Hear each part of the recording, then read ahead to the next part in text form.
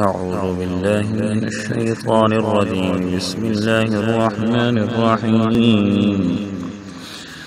الرحمن علم القرآن، خلق الإنسان علمه البيان. الشمس والقمر بحسبان، والنجم والشجر يسجدان. والسماء رفعها ووضع الميزان، ألا تطغوا في الميزان وأقيموا الوزن بالقسط ولا تخسروا الميزان. والأرض وضعها للأنام، فيها فاكهة والنخل ذات الأكمام، والحب ذو العصف والريحان. فبأي آلاء ربكما تكذبان؟ خلق الإنسان من صلصال كالفخار، وخلق الجان من مارج من نار.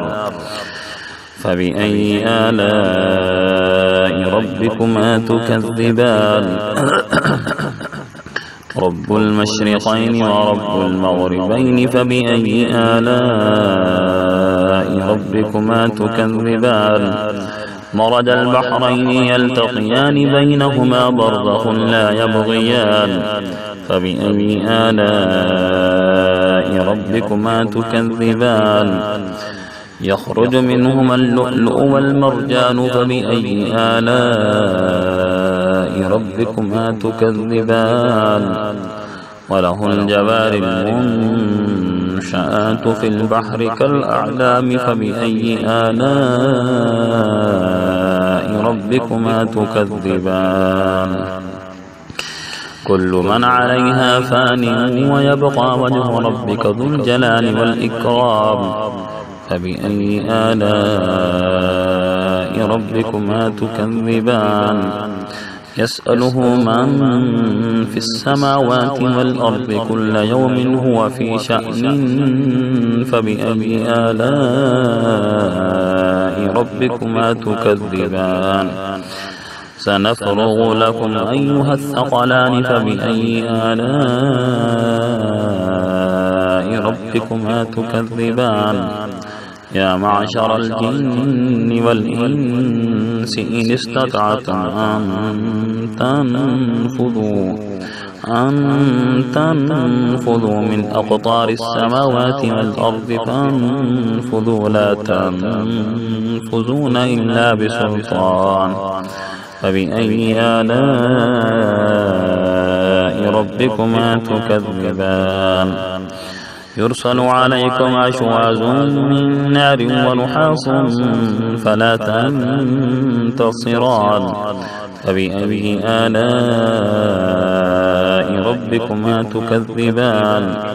فإذا انشقت السماء فكانت وردة كالدهان. فبأي آلاء ربكما تكذبان؟ فيومئذ لا يسأل عن ذنبه إنس ولا جان. فبأي آلاء ربكما تكذبان؟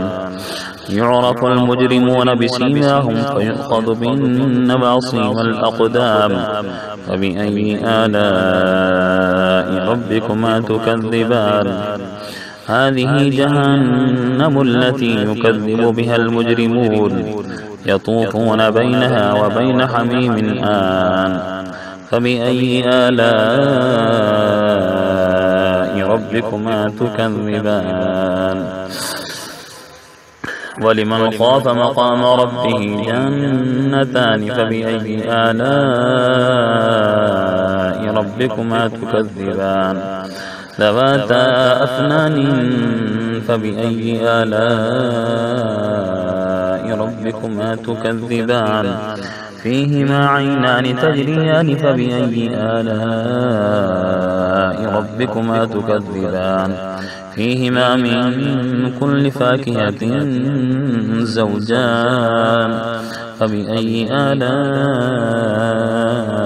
ربكما تكذبان متكئين على فرش بطائنها من استبرق وجنى الجنتين دان فبأي آلاء ربكما تكذبان فيهن قاصرات الطرف لم يطمثهن إنس قبلهم ولا جان فبأي آلاء ربكما تكذبان كأنهن الياقوت والمرجان فبأي آلاء ربكما تكذبان هل جزاء الإحسان إلا الإحسان فبأي آلاء ربكما تكذبان ومن دونهما جنتان فبأي آلاء